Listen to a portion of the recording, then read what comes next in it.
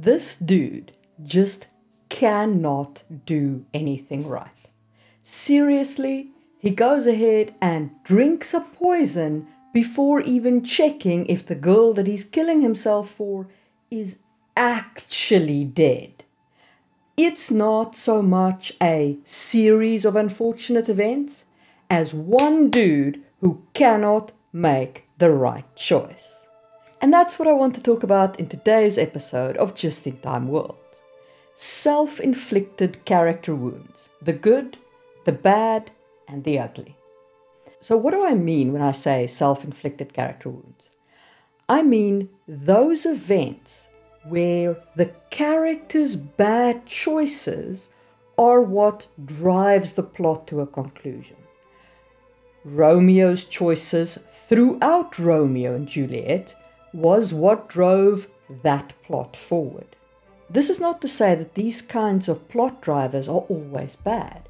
It can be an excellent driving force. It can show the character being on the wrong side of the theme, making poor choices that drive the plot forward. An example of such is when Nemo's dad, Marlin, in the movie Nemo, makes the poor choice of thinking that his son is going to swim to the boat when the son has already said, actually, I don't think my father would like that. So the son has made the right choice. The father then makes the wrong choice by shouting at him, and that drives the plot forward. But when Marlin has grown to overcome the plot, he makes better choices, and we as the reader see the story rewarding Marlin for his good choices. That, however, is not always the case. Sometimes characters just keep making the same bad choices over and over again till you want to slap them. Or sometimes characters make such fundamentally bad choices that there is no coming back from it. A good example of that is when Ned Stark chooses to tell Cersei that he knows that her children are not Robert Baratheons. This is such a horrifyingly bad choice that the consequence of it is Ned's death. And it's entirely self-inflicted. Yes, I know Ned's honor and all the rest of that, but that's not an honorable choice. It is a stupid choice. If you really want to talk about ugly self-inflicted character wounds, we gotta talk about Spider-Man. When that dude gives that set of glasses to Mysterio, I wanted to grab him straight through that screen and punch him in the face. The reason why this was a bad use of self-inflicted wounds is because Spider-Man had no reason to trust this dude. He came from another dimension, just flip into the story, boom, tells Spider-Man this sob story, and Spider-Man goes, oh yeah, I can't be trusted with these glasses that my mentor gave me, and gives him the glasses. He gives him Edith.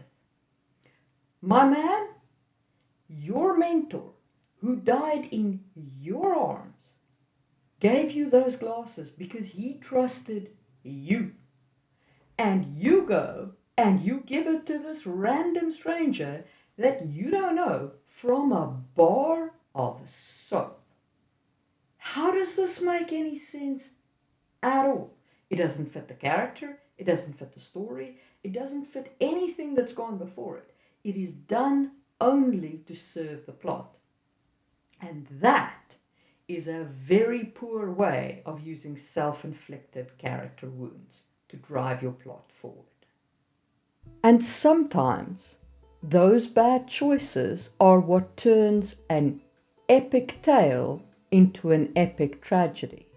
In the Greek myth of Orpheus, all he had to do was walk another 3 steps out of the underworld, and he would have been home clear with his love Eurydice for the rest of his life. But no. Orpheus had to look back, and that was his deal with Hades invalidated, and he lost Eurydice forever. I might have mispronounced those names. Let me know in the comments below. Another bad one from the classics is Paris, who chooses to run after the one woman in Greece whom everybody has sworn that they're going to defend.